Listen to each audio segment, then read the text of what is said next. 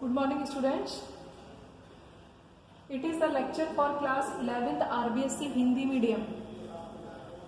We are reading chapter 5 and it is our lecture 2.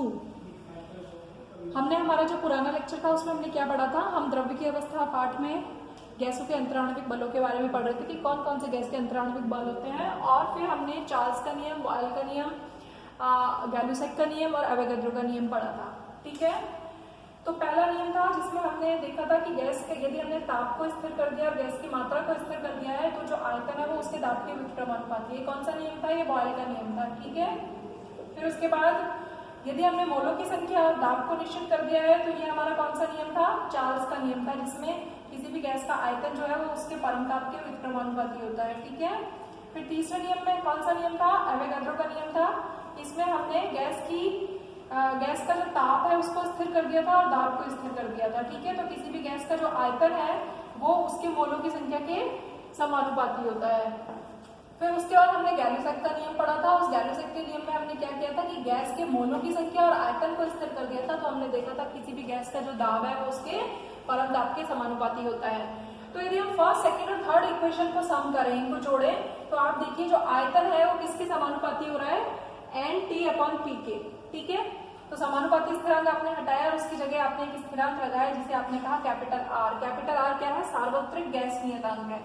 ठीक है, तो समानुपाती का स्थिरांक जैसे ही आप हटाओगे एक स्थिरांक आ जाएगा, और यदि हम इसको क्रॉस मल्टीप्लाई करें तो P इधर चला जाएगा तो PV इक्वल्स टू NRT आ जाएगा. तो PV इक्वल्स टू NRT जो है वो क्या है? एक आदर्श गैस समीकरण है. ठीक है, यानी वे गैसें जो इस नियम का पालन करती हैं वो कौन सी गैसें कहलाती हैं? आदर्श गैस कहलाती हैं. अब आप देखो इसका क्या, इसको हम कैसे लिख सकते हैं? आर को हम लिख सकते हैं PV/NT. P का मान हमने रखा दाब इंटू आयतन, और N का मतलब मोल और T का मतलब ताप. ठीक है, दाब को हम क्या लिख सकते हैं? बल/ क्षेत्रफल. अब आपको पता है क्षेत्रफल का मतलब लंबाई का स्क्वायर और आयतन का मतलब है लंबाई का क्यूब. तो स्क्वायर से स्क्वायर कटेगा तो L बच जाएगा. तो बल इंटू लंबाई अपॉन मोल इंटू तापक्रम, और बल इंटू लंबाई किसके बराबर होता है? कार्य, और कार्य की विभव किसके बराबर होती है? ऊर्जा की विभव. तो जो R है उसका जो मात्रक निकालेंगे हम कार्य की विभव अपॉन मोल पर तापक्रम लिख सकते हैं, या ऊर्जा अपॉन मोल इंटू तापक्रम लिख सकते हैं. ठीक है, तो R की क्या क्या वैल्यू हो सकती है? ये बहुत इंपॉर्टेंट है. R की वैल्यू देखो 0.0821 हो सकती है, जबकि हम दाब को किसमें ले रहे हैं? वायुमंडल में. आयतन को किसमें ले रहे हैं? लीटर में. और मोल और ताप, मोल तो मोल में रहेगा, ताप को हम कैलोरी में ले रहे हैं. ठीक है, लेकिन यदि हमने वायुमंडल की जगह क्या ले लिया? दाब को हमने बार में ले लिया. ठीक है, तो एक वायुमंडल किसके बराबर होता है? एक बार. ये मैंने आपको यूनिट लिखी है. इस चैप्टर में बहुत सारे क्वेश्चन वो किसमें पूछ रहा है, आपको उसी यूनिट में आंसर देना पड़ेगा कि एक वायुमंडल एक बार के बराबर होता है, और ये किसके बराबर होता है? 760 मिलीमीटर मरकरी के बराबर होता है. और एक वायुमंडल जो है वो कितने पास्कल के बराबर होता है? 1.01325 इंटू 10⁵. ये यूनिट्स आपको याद करनी है, इकाइयां. ठीक है, ठीक इसी तरीके से जो लीटर होता है, एक लीटर में 1000 मिलीलीटर होता है, ये तो सबको पता है. लेकिन एक लीटर 1 डेसीमीटर क्यूब के बराबर होता है, और 1 डेसीमीटर क्यूब किसके बराबर होता है? 10⁻³ मीटर क्यूब के बराबर होता है. क्लियर? तो यदि हम बार लीटर में भी लिख सकते हैं तब भी ये वैल्यू सेम रहेगी, और यदि हम जूल में लिख रहे हैं तो कितनी होगी? R = 8.314 होगी. ठीक है, अब आप देखो यदि वो कहीं कहीं पर क्वेश्चन जब आप सॉल्व करेंगे तो कहीं पर वो STP यूज करेगा, कहीं पर वो NTP यूज करेगा. तो आपको ध्यान रखना है STP जब भी वो यूज करेगा, स्टैंडर्ड टेम्परेचर प्रेशर. ठीक है, मानक ताप दाब. स्टैंडर्ड टेम्परेचर को ये मैंने पहले भी लिखवाया हुआ है कहीं. मानक ताप दाब पर जब भी वो बोलेगा तो दाब आप एक बार में लेंगे, आयतन आप 24.7 लीटर लेंगे, और तापक्रम 25 डिग्री सेंटीग्रेड लेंगे. ठीक है, और NTP पर दाब आप एक बार एक वायुमंडल ले सकते हैं और पास्कल ले सकते हैं. वो जनरली पास्कल यूज करता है. और आयतन आप 22.4 या तो लीटर लेंगे, और यदि मीटर क्यूब में ले रहे हैं तो उसको 10⁻³ मीटर क्यूब से मल्टीप्लाई कर देंगे. अब आप यहाँ पर देखिए, आपको एक क्वेश्चन पता है PV = NRT. ये मैं क्या बता रही हूँ? ये मैं आपको बता रही हूँ कि PV = NRT. तो PV N क्या है? N है मोल. मोल क्या होते हैं? मोल आपको बताया हुआ है ग्राम में भार अपॉन अणुभार, मोलर मास. अणुभार यही बताया हुआ है. तो ग्राम में भार को स्मॉल m से बताया, कैपिटल M अणुभार. ठीक है, अब अब यदि मैं इसको ऐसे कर दूं, कैपिटल एम इधर ले आऊं, ठीक है, small M V R T लिख दूं, इस वी को इधर ले आई, एम को उधर ले गई, ठीक है, क्लियर। एम बाय वी किसके बराबर होता है, आपको एक फॉर्मूला बताया हुआ था मैंने, एम बराबर वी डी। किसी भी गैस का जो द्रव्यमान होता है वो उसके घनत्व और आयतन का गुणनफल होता है। तो इसको मैं क्या लिख सकती हूँ, डी आर टी, और एम निकालना है तो पी। तो ये किस किस के मध्य संबंध बता रहा है, एम माने अणुभार, ये किसी भी गैस के अणुभार व घनत्व के मध्य संबंध बता रहा है, ठीक है, क्लियर। तो आपको यदि उसने कोई में घनत्व दिया हुआ है, बहुत सारे क्वेश्चन ऐसे होंगे जहां पर वो आपको घनत्व देगा, तो आपको इस फॉर्मूले से क्वेश्चन को सॉल्व करना है, ठीक है। अब हमारे पास नियम आता है डाल्टन का आंशिक दाब का नियम, डाल्टन का आंशिक दाब का नियम। ये क्या कह रहा है, आंशिक दाब का नियम, डाल्टन का आंशिक दाब का नियम क्या कहता है कि यदि हमने एक पात्र में अलग क्रियाएं ना करने वाली, मतलब वो परस्पर क्रिया ना करने वाली गैसों को भरते हैं यदि हम एक पात्र के अंदर, ठीक है, तो प्रत्येक गैस का जो आंशिक दाब होता है, जो गैस का जो कुल दाब होगा, देखो परस्पर क्रिया ना करने वाली गैसों के मिश्रण का दाब प्रत्येक गैस के आंशिक दाब के योग के बराबर होता है, योग के बराबर होता है, ये कहा जा रहा है, ठीक है। डाल्टन ने क्या कहा कि हमने एक पात्र लिया, उसमें बहुत सारी गैसें भरी, तो किसी भी गैस का जो, तो उस मिश्रण का एक पात्र के अंदर, एक वैसल के अंदर यदि हमने बहुत सारी गैसें भरी हैं जो आपस में क्रिया नहीं कर रही हैं, तो उन गैसों के मिश्रण का जो दाब होगा ना, वो सब गैसों के आंशिक दाब का सम होगा, ये होगा, ये कहता है डाल्टन का आंशिक दाब का नियम, ठीक है। अब आप इसको यहाँ पर आगे देखिए कि इसको हम और आगे कैसे सॉल्व कर सकते हैं, कि P1 की जगह मैं क्या लिख सकती हूँ, P1 की जगह मैं लिख सकती हूँ, देखो P1 की जगह मैं लिख सकती हूँ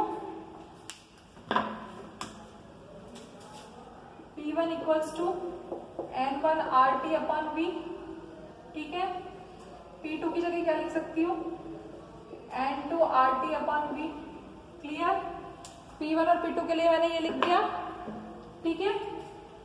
तो P1 प्लस P2 किसके बराबर हो जाएगा, N1 RT by V plus N2 RT by V, clear. N1 plus N2 common आ गया, RT by V, clear, that is P, ठीक है। ये टोटल P है। डाल्टन का आंशिक दाब का नियम क्या कह रहा है, ये कह रहा है हमने P1 की वैल्यू, इसको हमने एक इक्वेशन दे दिया, इसको हमने दो इक्वेशन दे दिया, ये जो इक्वेशन आई इसको हमने तीन इक्वेशन दे दिया, ठीक है, क्लियर, यहां तक समझ में आ रहा है। अब हमने क्या किया, 1/3 करने पर, 1/3 करने पर P1 बाय P, P1 की वैल्यू कितनी है, N1 RT upon V, clear, और upon P N1 plus N2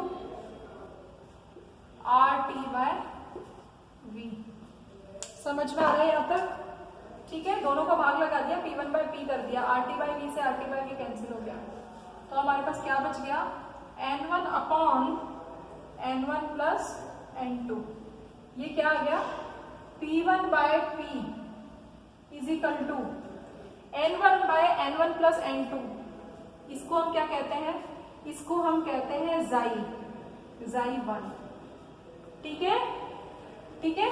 ये क्या है, 1 के मोलों की संख्या अपॉन कुल मोलों की संख्या।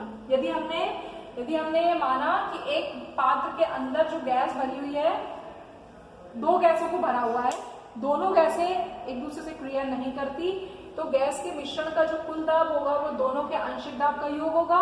P1 की वैल्यू रखी, P2 की वैल्यू रखी, RT/V को एक साइड रख दिया, कॉमन आ गया ना ये, तो N1 + N2 आ गया, इसको इक्वेशन नंबर 3 दिया, 1/3 करने पर हमारे पास ये आ गया। तो P1 किसके बराबर होता है? X1P के बराबर होता है। ये बहुत इंपॉर्टेंट है, इससे बहुत सारे क्वेश्चन आएंगे। इसको हम कहते हैं मोल अंश। मोल अंश किसका मोल अंश है? ये जो ऊपर होगा उसी का मोल अंश होगा। ये 1 का मोल अंश है। यदि यहाँ पर 2 लिखा होता तो 2 का मोल अंश होता। ठीक है, तो डाल्टन के आंशिक दाब का नियम ये है। ठीक है, क्लियर?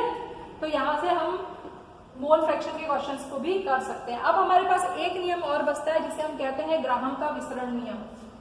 ग्राहम का विसरण नियम। ग्राहम का विसरण नियम। ग्राहम का विसरण नियम। ठीक है, ये क्या कहता है? ये जो इसके हिसाब से क्या मतलब है?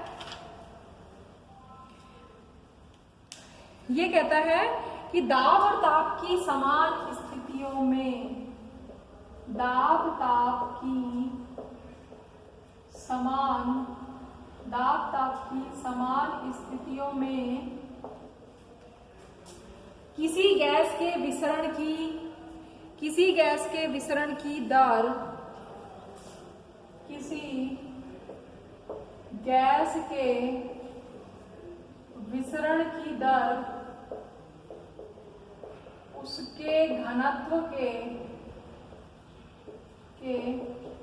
वर्गमूल के व्युत्क्रमानुपाती होती है। व्युत्क्रमानुपाती होती है। यानी आपने ताप और दाब को तो कांस्टेंट रख दिया, टेम्परेचर और प्रेशर को कांस्टेंट रख दिया, और कि समान परिस्थितियों में, ठीक है, ताप दाब को अपने कांस्टेंट रखा हुआ है। उस टाइम पर किसी भी गैस के विसरण की दर, मान लीजिए एक गैस है, उसके विसरण की दर है R1, तो वो किसके व्युत्क्रमानुपाती है? उसके घनत्व के व्युत्क्रमानुपाती होती है, D1, ये कह रहा है। और मान लो यदि गैस के विसरण की दर R2 हो तो ये क्या हो जाएगा? मतलब आप इसको ऐसे देखो, 1 को छोड़ो अभी आप, किसी भी गैस के विसरण की दर, विसरण का मतलब गैस की जो बहने की दर है वो उसके घनत्व के वर्गमूल के व्युत्क्रमानुपात। ये तो क्या हो गया? व्युत्क्रम हो गया ना। यदि घनत्व की दर बढ़ेगी तो विसरण की दर बढ़ेगी तो घनत्व की दर घटेगी। क्लियर? ठीक है, तो यदि हम इसको एक इक्वेशन दे दें तो और यदि इसको हम 1 कर दें तो दूसरी गैस के लिए क्या हो जाएगा? 1/√D2। ठीक है, तो 1, इसको इक्वेशन नंबर 2 दे दिया। ठीक है, तो 1/2 करोगे तो क्या आ जाएगा? देखो 1/2 करने पर R1/R2 = √D2/D1। ये ग्राहम के विसरण का दर का नियम है। ठीक है, ग्राहम का विसरण का नियम ही कहलाता है वैसे ये। ठीक है, और आपको पता है, ठीक, यहां तक समझ में आ रहा है? यदि मान लीजिए, और D क्या होता है? D बराबर M/V। D क्या होता है? अभी आपने D का रिलेशन बताया था, D is directly proportional to capital M। तो यदि मैं D को हटाऊंगी तो M आ जाएगा ना। तो देखो, इसको मैं ऐसे लिख सकती हूँ,